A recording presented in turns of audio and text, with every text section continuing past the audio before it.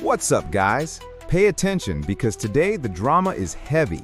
Stephen A. Smith just poured gasoline on the most explosive debate in the NFL.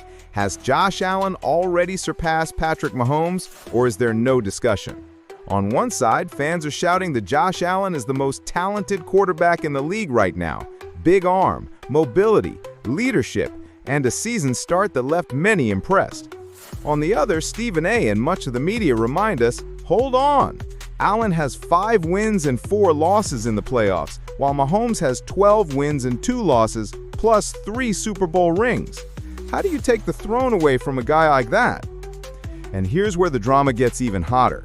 Head-to-head, Mahomes is 2-0 against Allen in the playoffs, including historic games. Stephen A. was clear, one game proves nothing. Mahomes is king until someone knocks him off on the field. But now the question is, isn't it time to turn the page? Doesn't Allen deserve to be considered the best after what he's been showing? This debate is on fire and splitting everyone. Some say Mahomes has already made history and can't be compared. Others swear Allen is playing at a higher level today. But the truth is, when these two step on the field, it's not just a game. It's a battle for legacy. It's a fight for the crown in the NFL. So stick with me until the end, because I'll break down Stephen A.'s arguments, the hidden stats, and the key plays that define this rivalry. In the end, the question is, has Josh Allen already surpassed Mahomes, or does the throne remain well protected? Let's get into the video. Do you think Allen's passed Mahomes as the league's best quarterback? I don't blame people for feeling that way because the brother seems, he's a superstar in this league. There's no question about it. But although I thought a little bit differently about it this morning, as I'm sitting here this morning, no, I'm not ready to give him that yet. And the reason why is because I got to pay attention to head-to-head competition, not just what you're doing. His record is 5-4 in the postseason. Patrick Mahomes is 12-2. Patrick Mahomes' 105.7 passer rating in the postseason is the highest in NFL history. You look at him against Josh Allen. He's 2-0 against Josh Allen. He's got a 125.7 passer rating against Josh Allen. 75% completions, 351 pass yards, 6 touchdowns, not a single interception. Josh Allen up against him, percentage is 10% less, 308 passing yards, 6 touchdowns, an interception, a 104.8 passer rating. He ain't the reason Buffalo has lost.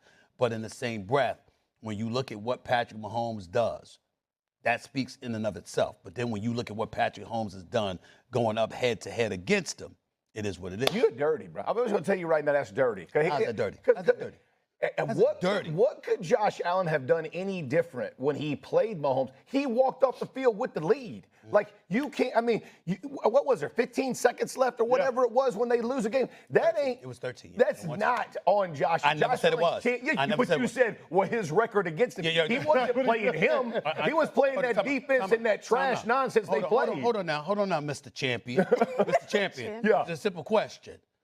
I got a cat with 3 rings and 5 Super Bowl appearances playing in your conference, and you don't have 1 single Super Bowl appearance, and you've lost to him twice.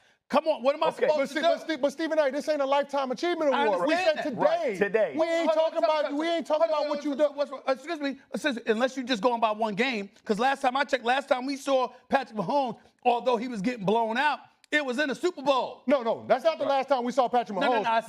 We saw him down in Brazil. Yeah, and they did not. I said unless we're going by 1 game. Right. Unless we're going by what we saw Friday compared to Sunday night, and that's what you're going on. If you're going on overall, what am I supposed to do? Last time we saw Patrick Mahomes was in the Super Bowl other than Friday. Last time we saw, you're dirty. You're dirty. How's it dirty? Yeah, because you can't say he did this against him.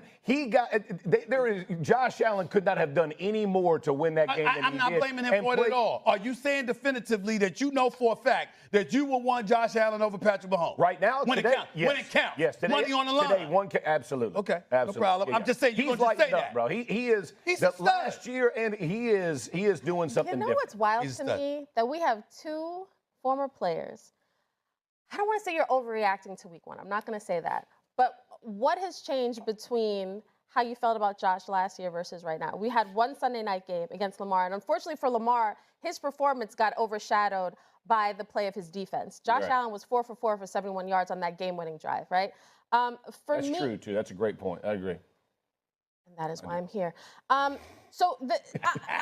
think it's hard because we live in this world where we have to say one is better than the other. And how do you differentiate between all these guys? Steven's bringing up the head-to-head record. Otherwise, you're just looking at, on any given Sunday, all of them. Joseph Lee Burrow is somebody that I would pick to lead my team versus Josh Allen versus Lamar, because you've seen last year. He's the wrong guy to say that. I don't care. You know why? Why do you He's a know hater. his middle name? He's the wrong guy to say that. Hey, you gonna put Joe Burrow at the kiddie table for this conversation? Man, chill out. No. Joe Burrow is not in this conversation right now. First of all, if Joe Burrow had an elite defense, where do you think the Bengals are? Oh my God. I'm dead serious. When you look at Joe Burrow on the field, he is an assassin. Like, he carried that team to the end last year, week 18. And I understand I don't know what your issue is with him, Chris, but it literally is the play on the field. And if you want to talk about head-to-head, who's gone to the Super Bowl out of all these other guys? Patrick and Burrow, right? Like, I get it. I'm gonna say this about Mahomes over the last 2 years.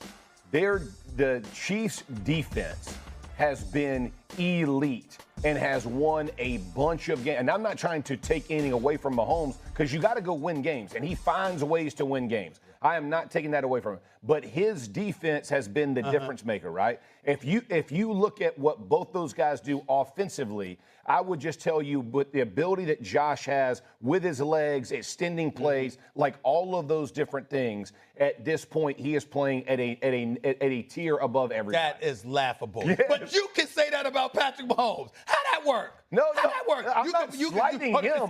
Excuse me, I wasn't slighting Josh Allen. Yes, you did. No, I Yes, wasn't. you did. You were slighting. You bring said up Kansas 10% City below defense. this, 304 yards. He said they won, but he's really not the reason they won. It was the defense. Do you think their offense is why they won? Than what I said about Josh Allen? Do you think the Chiefs went to the Super Bowl last year because of their offense? No, what I'm saying to you, that's all I'm saying. What I'm saying to you, however, is this: it's much dirtier to say that than what I said about Josh Allen. No, that's my point. No, Go I'm ahead, just CC. giving credit. You got to be where it's crazy due on a defensive side. Unbelievable, man. A couple things. So Kmart asked why I feel differently about Josh Allen now than I did in years past. Here's why. I asked about last year. We're not talking about years past. We know when he first started his career, he didn't look the same. Right. I'm just talking about from last year. We had one game against the Ravens, a Sunday night, where for 3.75 quarters, Lamar Jackson and the Ravens look legit. And then we have the Derrick Henry fumble.